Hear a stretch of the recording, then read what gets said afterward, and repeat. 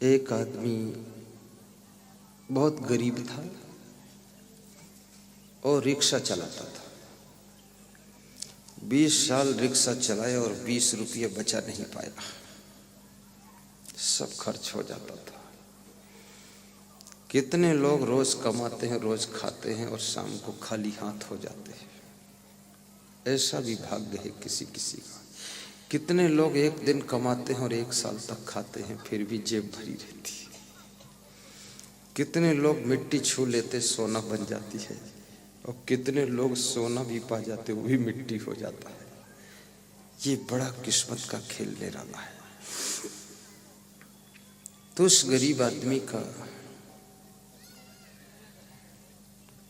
मन कभी विचलित नहीं होता था, अपने कर्म में लगा रहता था।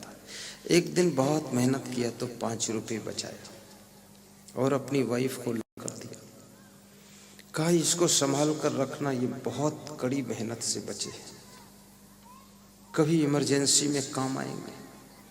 तो उसकी पत्नी ने कहा क्या काम आएंगे, 20 साल जब 1 रुपया नहीं रखा तो भी काम चल गया।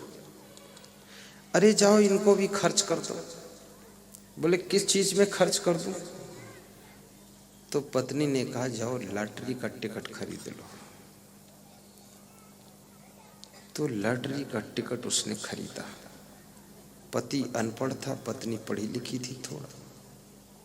पत्नी को दे दिया टिकट लॉटरी का।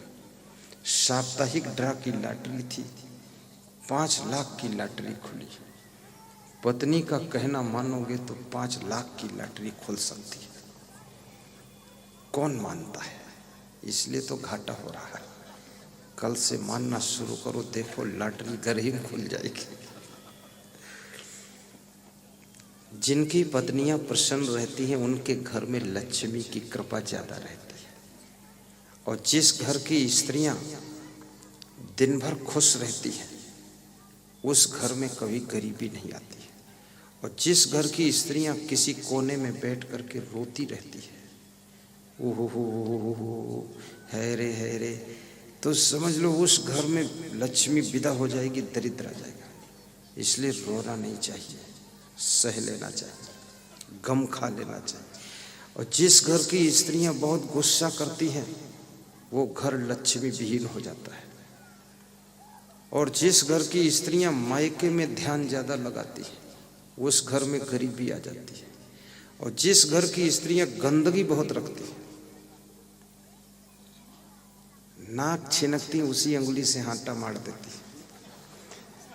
तो पति कहता रोटी में कुछ नमकीन लग रहा है। तो पत्नी बोलती है नया मटेरियल डाली हूं आज। खा रहे पति देव, क्या हाल है। इतनी गंदगी, पसीना पोंछकर रोड लोई बना देना, आटे की लोई। गंदे अंगुलियों से पूड़ी परोस देना, छूना नहीं चाहिए भोजन, इससे बहुत पाप लगता है। हाथ धोकर, कपड़े समेटकर, थोड़ा खींचकर, धोती भी सही ढंग से बांधकर, कपड़े छूने ना पाए भोजन की सामग्री में। चम्मच को भी ठीक से धोइए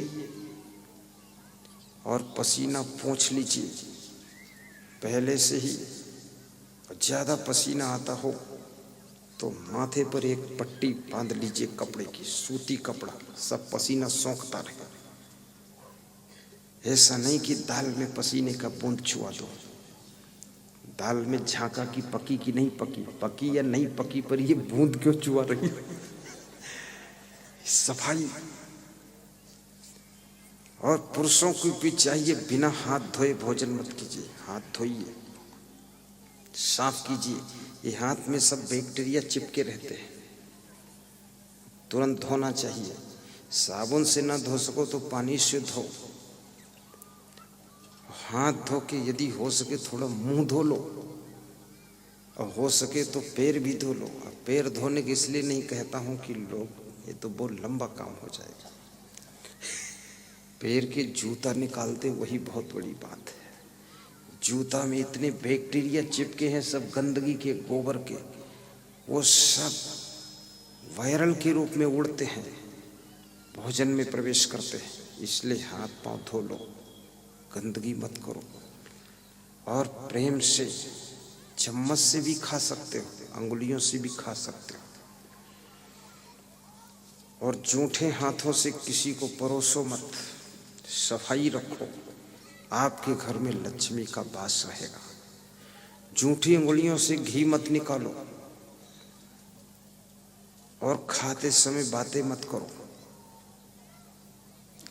बिल्कुल बोलना नहीं है, चुप्पे चुप्पे खाओ, चबा चबा कर खाओ, प्रसन्न होकर खाओ, मन लगा कर खाओ, पूरा स्वाद लेकर खाओ, आनंद से खाओ। खाने के लिए ही इतनी मेहनत कर रहे तो बड़बड़ किस बात का मचा रखा है।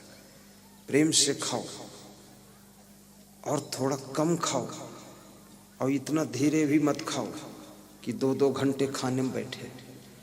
फिर कोई कहे इतनी देर क्यों लगाई, तो मेरा नाम ले लो कि उन्होंने कहा था प्रेम से खाओ। ऐसा भी नहीं करना है, 10 मिनट से ज़्यादा लगना भी नहीं चाहिए। अगर आधा घंटे लगा रहे तो बहुत ज़्यादा ओवर टाइम हो रहा है। और झाड़ू को छिपा कर रखो, झाड़ू का दर्शन हर समय नहीं होना चाहिए। जिस घर में झाड़ू किचन से दिखाई देता रहता है, जिस घर में झाड़ू खाते समय दिखता है, जिस घर में झाड़ू प्रवेश करते समय दिखता है, जिस घर में झाड़ू बेडरूम से भी दिखता है, उस घर में लक्ष्मी की सफाई हो जाती है और दरिद्र आकर वहां बैठ जाता है। उसको छिपा के रखिए। सामान को सेटिंग से रखिए, इधर उधर मत फेंकिए, सब जमाइए सामान ठीक से। घर को ऐसा सजाइए जैसे कि कोई दुकान सजाया है। और घर के सभी सदस्यों की चेतना जागृत होनी चाहिए। एक व्यक्ति सेटिंग करे और 4 व्यक्ति इधर उधर फेंकते रहे तो सेटिंग नहीं हो पाएगी। सबके दिमाग में वही विचार बैठना चाहिए। जहां से सामान उठाइए वहीं रखिए जाकर। घर की जगह को खाली कीजिए।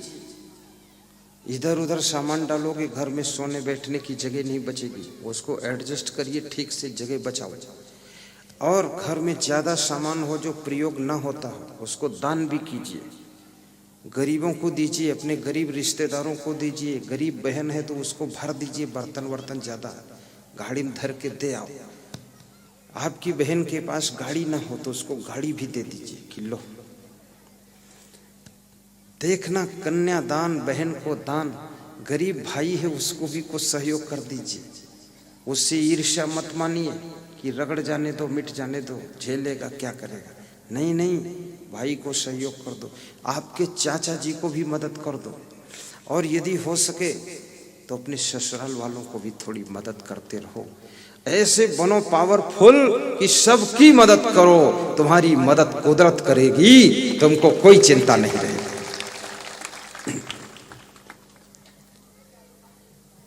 और प्रसन्न भी रहिए। तो वो रिक्शा चालक बहुत खुश रहता था। खुशियों का रिश्ता गरीबी और अमीरी से नहीं है, खुशियों का रिश्ता समझदारी और नासमझी से है। अगर आपके पास समझदारी नहीं है, कितने अमीर हो जाओ खुश नहीं रहोगे। और समझदारी है तो जैसी कंडीशन है, अमीरी में भी खुश रहोगे, गरीबी में भी खुश रहोगे। खुश रहने की आदत भी बनाइए, खुश रहने का स्वभाव बनाइए। और खुश रहने से आप स्वस्थ भी रहोगे। खुश रहने से आपके घर में सुख शांति समृद्धि आएगी। खुश रहने से तुम्हारे घर के मेहमान भी खुश होंगे। खुश रहने से तुम्हारे घर के पत्नी बच्चे सब खुश रहेंगे।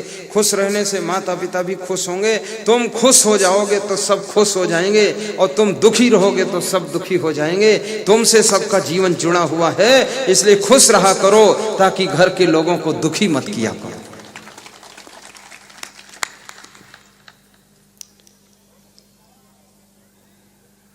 रिक्शा चालक की पत्नी ने अपने पति को बुलाया और मन में सोचा कि 5 लाख की लॉटरी की चर्चा करती हूँ।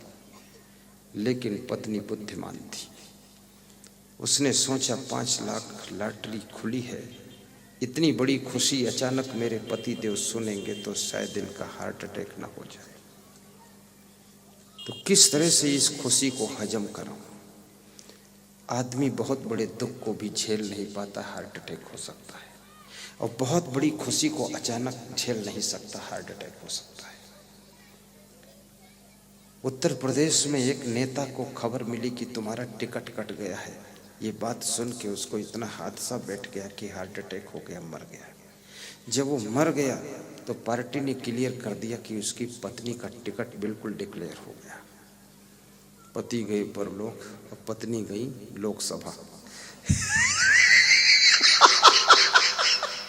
तो उनकी पत्नी इस साल हमको मिली, वो सांसद है, पहले से भी जानती थी।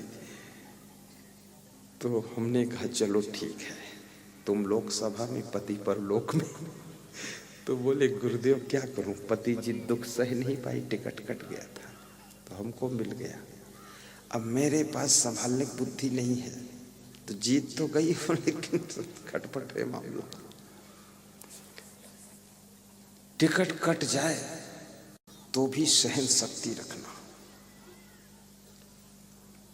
राजनीति पार्टी से तुम निकाल दिए जाओ, उस दिन गंगा स्नान करना और कह देना आज हम नरक से निकल गए, बेवकूफों से बाहर हुए, झंझट खत्म। कौन उसमें लड्डू मिलने वाला है राजनीति में। और टिकट दे दे तो संकट का विषय है। टिकट मिला है, अब हार गए तो फजीहत है, और जीत गए तो टेंशन, ये मंत्री बनूंगा कि नहीं। और मंत्री बन गए तो विभाग दे दिया कहीं मछली पालन, तो तालाब किनारे खड़े रहो और करना क्या। हाँ, सारा झंझट का काम। और जो काम करो लगन से करो। हार में भी खुश रहो, जीत में भी खुश रहो, हानि में भी खुश रहो, लाभ में भी खुश रहो। याद रखना, ये हानि और ये लाभ, ये मिलन और वियोग, ये हार और जीत, ये सब केवल इसी जिंदगी भर तक है। तुम्हारी आत्मा इस जिंदगी के न रहने के बाद भी रहेगी। उस आत्मा के आनंद को मत भूल ले। तो